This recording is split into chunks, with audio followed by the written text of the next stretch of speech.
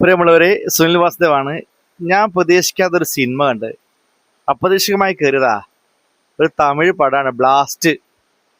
ഞാൻ വേറൊരു പടത്തിന് പോയതായിരുന്നു, പക്ഷെ അന്ന് ആ ഷോ നടക്കില്ല എന്ന് പറഞ്ഞപ്പം ഞാൻ കയറിപ്പോയതാ.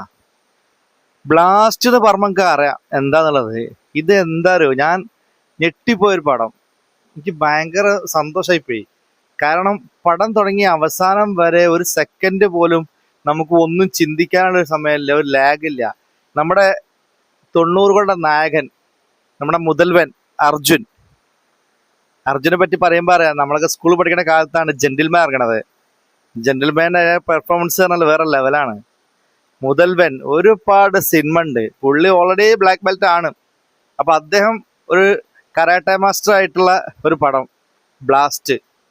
അതിൻ്റെ കൂടെ നമ്മുടെ അഭിരാമിയും പിന്നെ നമ്മുടെ സർവമയത്തിലുള്ള നായികയും എല്ലാം കൂടി അതിൻ്റെ ബാക്കിയുള്ള ടെക്നിക്കൽ കാര്യങ്ങളൊന്നും പറയുന്നില്ല.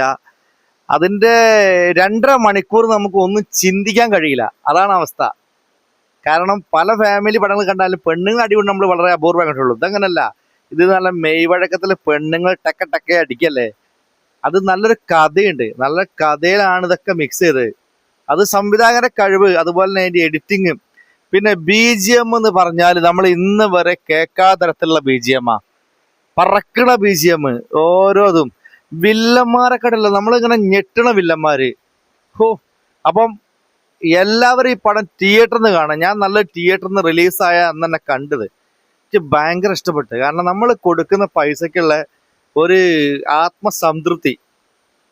കാരണം ഒരു പടം കാണുമ്പോൾ ഒരു ഫാമിലിയൊക്കെ, ഇത് ഫാമിലി ആയിട്ട് പോവാം. അത് പെൺകുട്ടികൾ കാണേണ്ട പടമാണ്. പലപ്പോഴും പെൺകുട്ടികളൊക്കെ പേടിച്ച്, ഇപ്പോൾ ചില ആണുങ്ങളൊക്കെ എന്തെങ്കിലുമൊക്കെ മോശപ്പെട്ടൊക്കെ പെരുമാറി കഴിഞ്ഞാൽ പെണ്ണുങ്ങളുണ്ടല്ലോ പേടിച്ച് ഓടി വീട്ടിൽ വന്ന് പറയും.